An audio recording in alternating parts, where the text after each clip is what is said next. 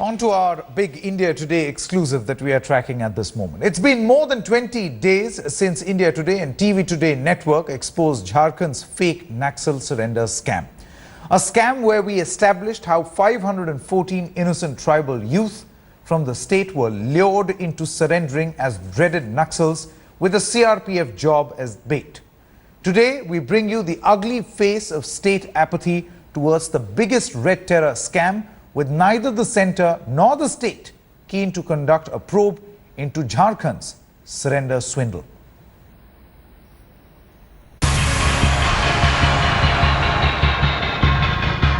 These impoverished young men, many of them from tribal communities in Jharkhand, cursing their fates. They were offered false bait of CRPF jobs and conned into surrendering as Naxals almost 3 years ago.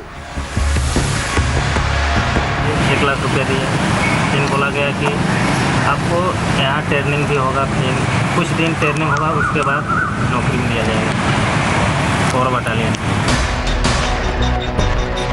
Today, they are outcasts, dumped by those who duped them, shunned by society and scared of the real Naxals in the state. थोड़ा मुझे घृणा नज़र से देखते हैं, ये तो आतंकवादी है, सरेंडर कर चुका था, तो मैं गांव छोड़ दिया. The fake Naxal surrender scam exposed by India Today and the TV Today group barely 15 days ago. But shockingly, no one really seems to care. Not the state of Jharkhand, not the centre. The state government is carrying out an investigation, so let it come out. We are not directly involving because state government is doing its job. CBI का जांच करने का इंतजार करना चाहिए हमें, और CBI जांच के उपरांत ही इस संदर्भ में मैं कुछ कह सकता हूं. The scam first came to light in 2012 when newly appointed Jharkhand CRPF IG pointed out that 514 innocent youth were living in Ranchi's old jail campus, which also housed the CRPF's Cobra battalion. He immediately shot off a letter to DG Police questioning the illegal stay. Within days of the IG's red flag, these youth were made to leave the jail campus, their dreams of landing a job crashing and the bribe money they paid going down the drain. जो बहाली निकल रही थी army बहाली, तो वहाँ पर तो बोला गया कि आप नहीं कर सकते हैं. क्यों? तो फिर वो बोले कि आप लोग तो आत्मसमर्पण कर चुके हैं. The police registered an FIR in March 2014, nabbed 2 middlemen but did little else. This despite the arrested middlemen confessing to the complicity of senior CRPF and police officials. 2 या 3 आदमी गिरफ्तार होकर जेल पर आए थे, और जब मुझे जानकारी मिली कि इसी सिलसिले में गिरफ्तारियां हुई हैं, पेपरबाजी इतनी ज़्यादा हो रही थी कि हम लोग को मुझे समझ में आ रहा था कि इसमें फर्जीवाड़ा का कुछ काम हुआ है. I'm sure bigger names were involved. Those names could have been from the CRPF, could have been from the Jharkhand police, could have been from the state administration or state politicians. I just can't rule out any possibility. But when you are manipulating or stage managing surrenders on such a big scale, running into 5,000, then obviously a whole lot of people, a vast network is involved. Shockingly, more than a year later, status quo remains. The centre, CBI and the state police, everyone evasive when quizzed about probing Jharkhand's red corridor scam. Opposition in Jharkhand knocking the governor's door, citing India Today's report, demanding a full investigation into the scam. उन निर्देश युवकों को arms किसने मुहैया कराया, और मैंने कहा कि आखिर किसने CRPF के कैंप पे रखा है, और तो और उसमें तत्कालीन जो IG थे MB राव साहब ने इसके बारे बहुत डिटेल से कंप्लेन भी की थी. उसके बावजूद सरकार इस पे गंभीरता नहीं दिखलाई है. For now, a probe nowhere in sight, but too many questions still unaddressed. Meanwhile, hundreds of duped young men and their families eagerly await those answers and justice. With Amitabh Srivastava, Bureau Report, Headlines Today. Now, as far as the state government is concerned, it says it has handed over the probe to the CBI. The centre says that we are looking into this entire matter. The CBI, on the other hand, says that we have never received any such report. Let's also quickly find out what really is this whole case all about. And despite the fact that the middleman in this fake surrender scam who was arrested has openly confessed. He has openly mentioned and stated that he was working in collusion with the police and the CRPF officers. Why no action has been taken, and why has this particular portion so very conveniently been forgotten, which was part of the original FIR? That's Ravi Bodara, the middleman who was actually arrested. His FIR has been registered, and that FIR clearly mentions where he says, and I quote, "I was guided by police and CRPF officers." Now, there are a couple of questions which Headlines Today and the TV Today network and India Today is actually wondering what goes on to be lapses in investigation. Who allowed the surrendered Naxals inside the CRPF camp? That's question number one. Question number two, where has the bribe money paid by 514 youth gone? Remember, in the original report of India Today, there were about 514 youth who had in fact said that we paid some amount of money to these middlemen because we were said that, we'll surrender as Naxals and then eventually be absorbed into the system. Where has that bribe money gone? Why no inquiry on firearms found on surrendered youth? Remember, these people who had surrendered, they had actually surrendered with some firearms so that the surrender looks authentic. Where has those firearms, where have they gone? Next point, why was Arms Act not slapped in the police FIR? Is the police actually trying to protect someone or the other by not actually slapping provisions of the Arms Act? So these are really, as far as the lapses in the investigation really are concerned. Let's quickly go across to Jugal Purohit, who joins us with all the latest. Now, Jugal, you have been closely observing this entire story, how there is a fake Naxal scam that has actually been unearthed. The CRPF is in collusion, the state police is in collusion. What you see right now is that all the blame has been pinned on one middleman without answering those substantial questions. And worse is that the very basic thing that was being promised, that we have asked for a CBI probe, it now turns out that the CBI is turning around and saying, we don't know. That's right, Sanket. In fact, this story pretty much tells you why just things are the way they are in terms of India and all these states concerned. Anti-Naxal policy, is to be spoken about. The Prime Minister, while he visited Dantewada, his first such visit to a Maoist ravaged location, if I may call it that way, he spoke about tribal welfare, he spoke about giving a better deal to the tribals, but in essence what the story is bringing out, and India Today has been pursuing it from the time we broke it a month ago, is just how there is a collusion at the ground level. The authorities who are supposed to be enforcing the law are involved in breaking them. There are middlemen appearing who seek money to the tune of lakhs from youngsters, get them surrendered, and after that there is simply no action whatsoever. If the present story and the scenario is to be believed, a virtual nobody manages to get more than 500 tribals into a CRPF guarded camp owned by the state police, lets them stay out there for months on end, feeds them. Remember, we have documents which say that food for almost 5,000 personnel was being prepared, while we have confirmation of only 500. It also obviously points to a much bigger story which lies ahead of this camp. Perhaps the numbers are much more than 540. Absolutely. So was all of this taking place on account of a nobody called Ravi Bodara? Obviously not. The state police is accountable, so is the CRPF, but there's absolute silence. And the centre and the state, Sanket, my last point, much was being expected given the fact that the centre and the state were for the first time being ruled by the same government. Nothing at all seems to have emerged out of all of these advantages. Absolutely. Jugal, do stay on with us. The man who actually got us this investigation from the ground, India Today's Amitabh Srivastav, is now joining us. Morning, Amitabh. I remember about a fortnight ago when you were here in the studio, you were actually telling us in greater detail about this particular FIR and how the FIR of Ravi Bodara, his statement actually to the police mentions where he says that I was not working alone. I was working in collusion with officers of the CRPF as well as the state police. Number one, how can the state police and CRPF not look at this particular aspect of investigation? Why have they kept quiet so far? A number of questions in this particular case.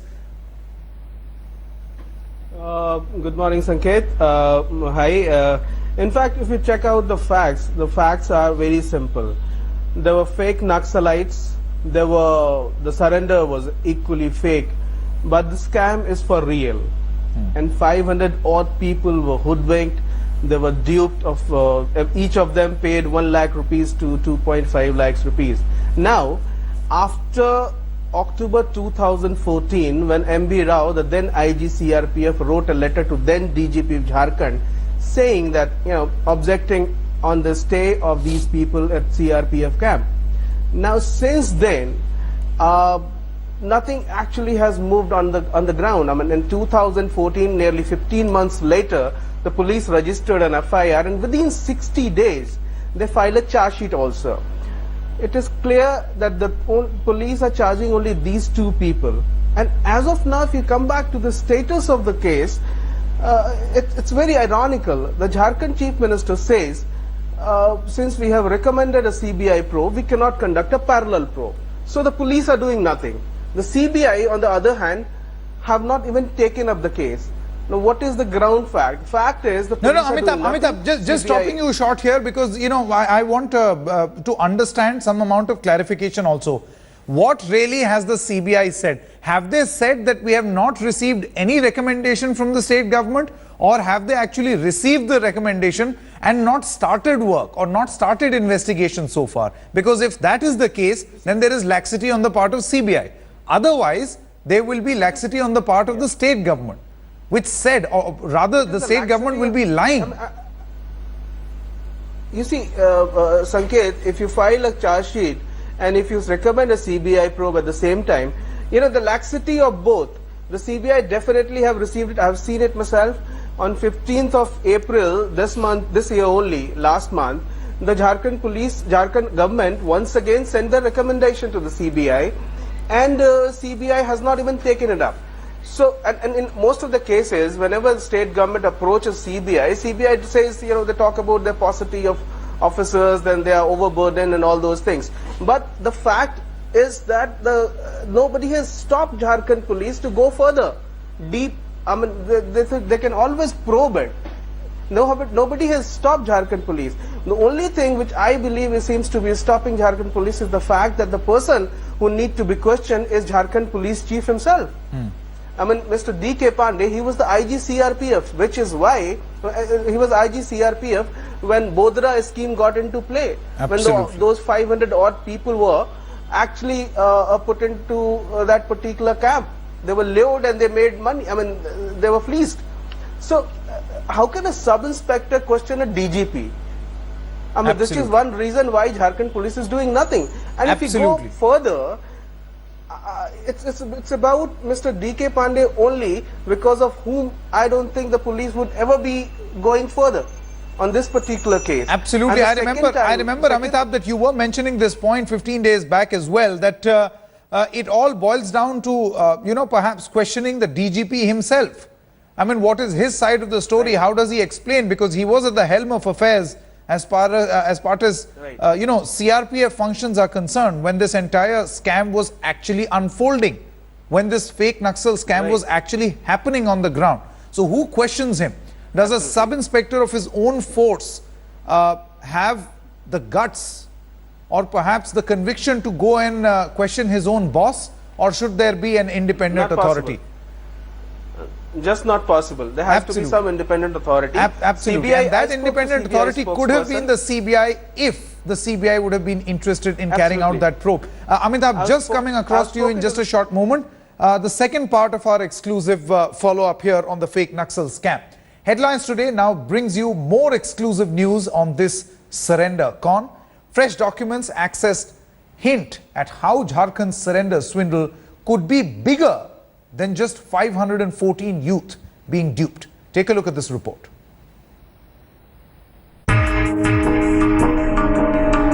The deeper we dig, the dirtier the Naxal surrender con gets. Fresh documents accessed by India Today and TV Today Group revealed that the fake Naxal surrender scam could be much bigger than anticipated. The original letter, written by former CRPF IG MV Rao in 2012, clearly spelled out that only a few of the 514 so-called surrendered Naxals detailed in Ranchi Old Jail had cases against them. Now, another letter in possession of Headlines Today. This one written by a former Ranchi jail superintendent, stating that the food bills in that time period catered to some 5,000 people housed in Ranchi Old Jail campus.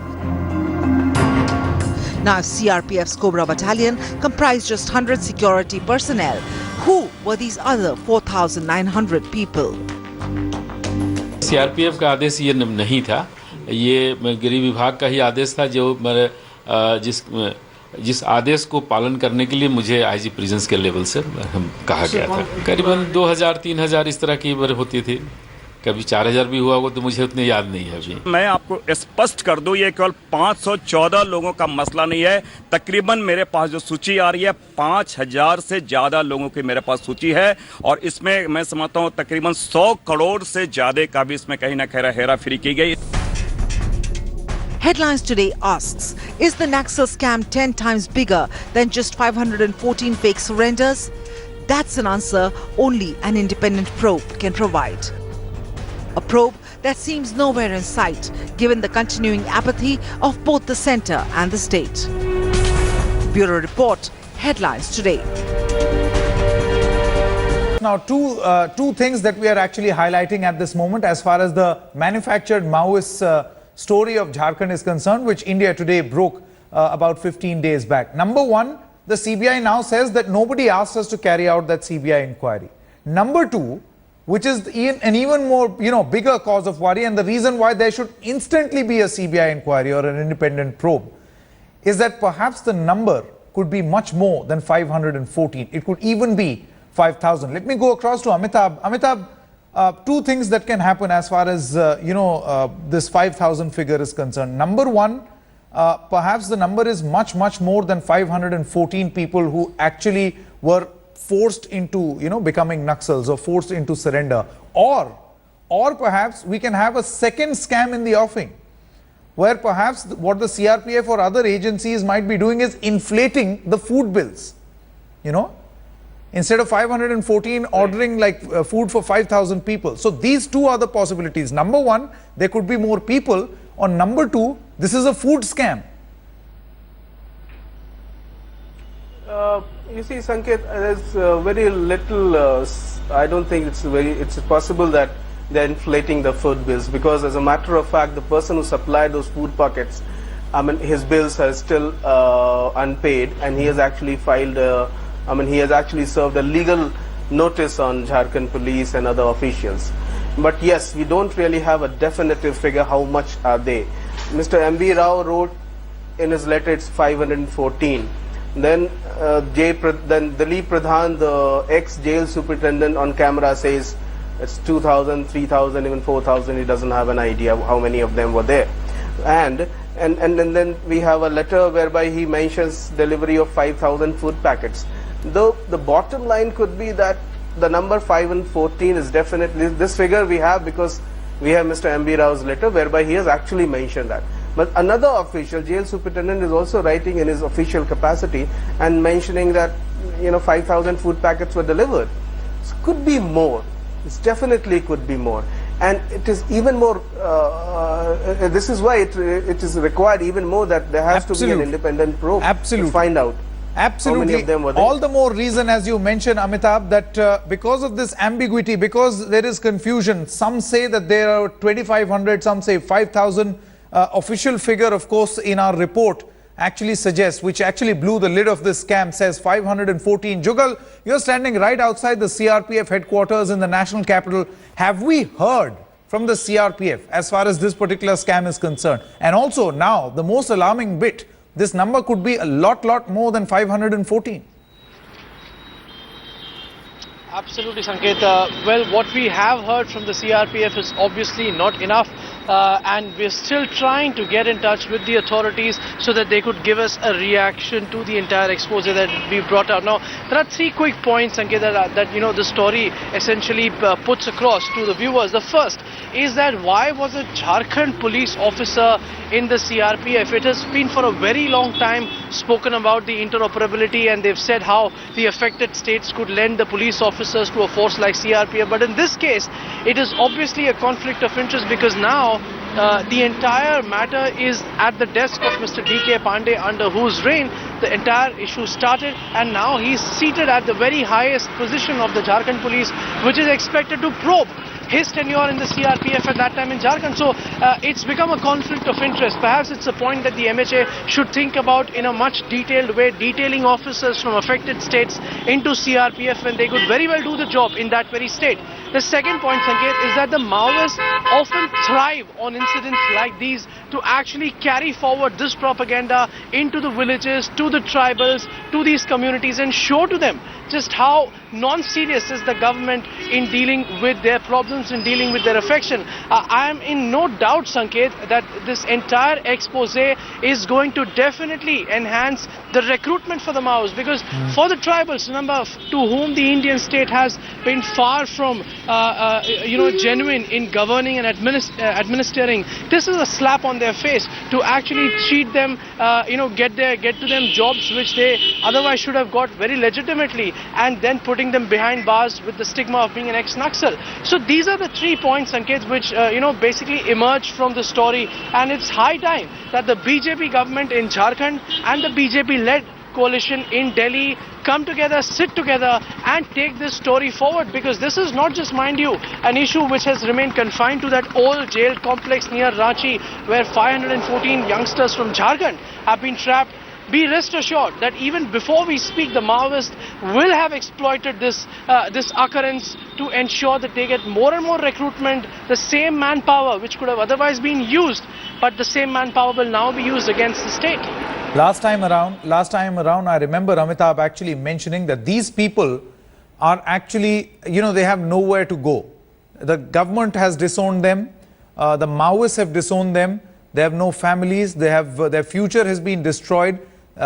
Quite well-to-do unemployed youth have actually nowhere to go. All they're requesting from the government, and I would request both Jugal as well as Amitabh, please do stay on with us, as we are going to begin the first part of 9:30 with this particular story as well, because it's very important. Till the time a probe or a serious probe is not ordered in the story, this is going to be our top focus here on Headlines Today and India Today. All that these people, the manufactured Maoists, actually want is that tag of Maoists should be taken away from their name, so that they can get a good character certificate, so that they can begin their life afresh. They're not even demanding a probe, but this is much more serious. A departmental probe is definitely required, as well as a CBI probe, which, by the way, is doing or moving around, being tossed around like a ping pong ball between various agencies.